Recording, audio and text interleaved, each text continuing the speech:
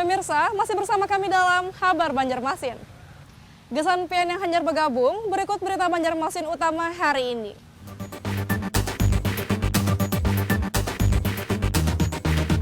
Salah satu oknum anggota DPRD Kabupaten Tanah Laut berinisial S, awal Desember 2020 lalu ditangkap karena diduga melakukan pesta narkoba.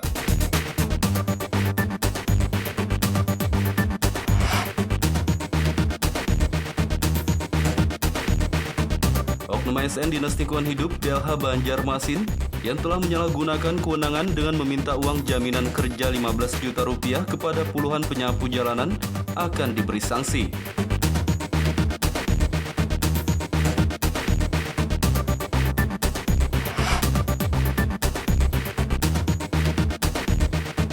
Menjelang Natal dan Tahun Baru 2021, Badan Pengawas Obat dan Makanan BPOM Kabupaten Hulu Sungai Utara melaksanakan pengecekan produk layak konsumsi.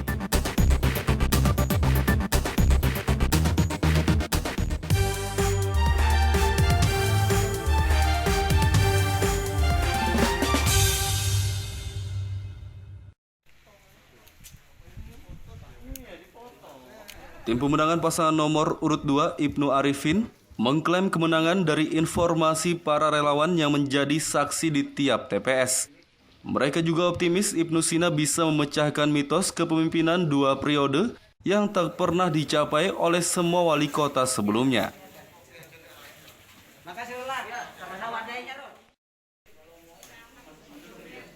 Ketua Tim Pemenangan Ibnu Arifin, Bambang Yanto Permono mengatakan hasil unggul yang diraih oleh pasangan Ibnu Arifin berdasarkan informasi dari tim saksi yang ditempatkan di semua TPS. Ia optimis Ibnu Sina akan memecahkan mitos 2 periode yang tak pernah dicapai oleh semua wali kota sebelumnya.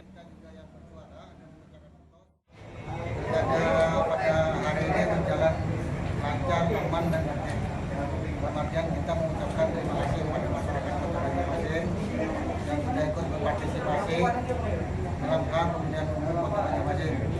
Di sini suatu pembelajaran bagi kita warga Kota Banjarmasin.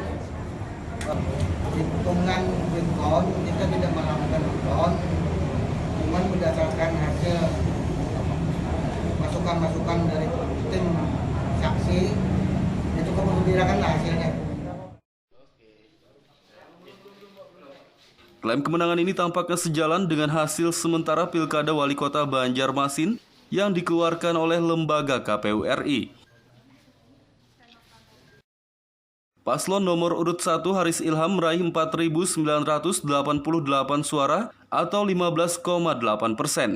Paslon nomor urut 2 Ibnu Sina Arifin Nur meraih 12.347 suara atau 39,4%. Sementara pasangan nomor urut 3 dari jalur independen yakni Herul Saleh dan Habib Muhammad Ali Al-Habsi memperoleh 4.224 suara atau 13,4%. Sedangkan nomor urut 4 Ananda Musafa Jakir meraih 9.925 suara atau 31,4%. Dari Banjarmasin, Kalimantan Selatan, Muhammad Lutfi Darlan dan Fudail melaporkan. Anti korupsi sedunia dengan tema Dalam rangka memperingati Hari Anti Korupsi Sedunia 2020, Kejaksaan Tinggi Kalimantan Selatan Kamis siang kemarin berbagi ratusan masker dan stiker kepada pengendara yang melintas di Jalan DI Panjaitan, Banjarmasin Tengah.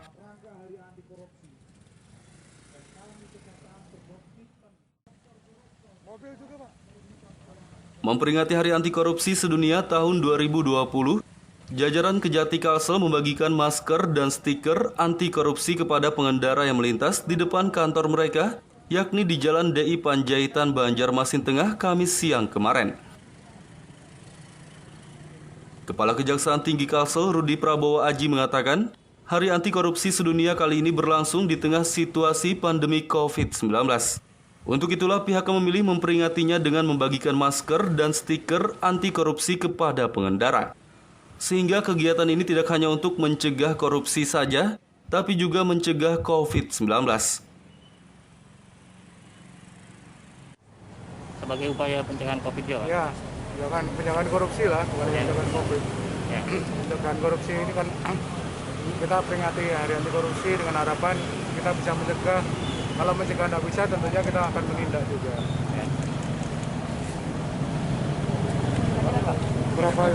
Berapa banyak Pak yang dibagikan hari ini? Ya, Berapa banyak? 200 kita siapkan. 200 stiker juga. Masker sama stiker. Masker dan stiker. Sudah dapat semua ya teman-teman ya? Ya. Pak, sejauh ini Pak, tindak pidana korupsi ini sebagaimana Pak bahayanya Pak di masyarakat? Bahayanya sangat bahaya sekali lah, karena itu kan menggerogoti duit negara yang mestinya untuk bisa bangun, tapi ternyata diambil oleh pihak-pihak yang memang tidak mau negara ini dibangun. Peringatan Hari Anti Korupsi Sedunia jatuh pada hari Rabu tanggal 9 Desember, namun karena pemilihan kepala daerah atau pilkada serentak, sehingga peringatannya dilaksanakan pada hari Kamis 10 Desember kemarin. Dari Banjarmasin, Kalimantan Selatan, Muhammad Lutfi Darlan dan Fahrulani melaporkan.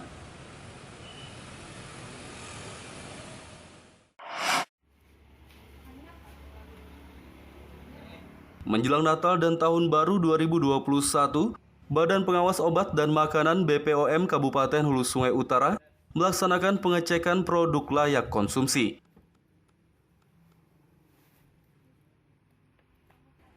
Pengecekan produk layak konsumsi oleh petugas BPOM Hulu Sungai Utara dilakukan di salah satu distributor makanan dan minuman di Kota Amuntai.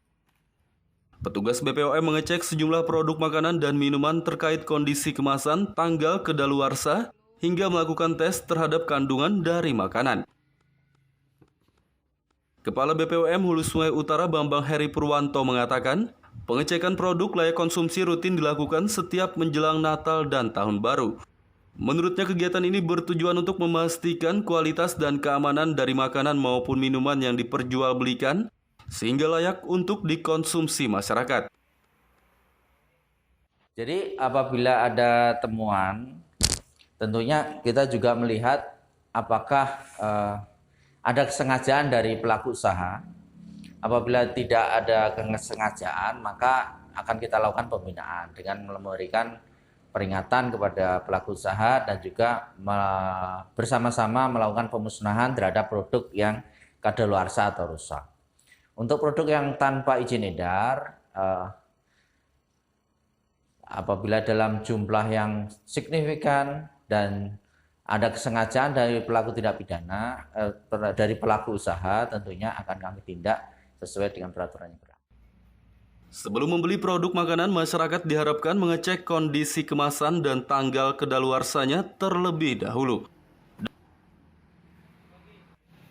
Dari Kabupaten Hulu Sungai Utara, Kalimantan Selatan, Muhammad Lutfi Darlan dan Adiat melaporkan.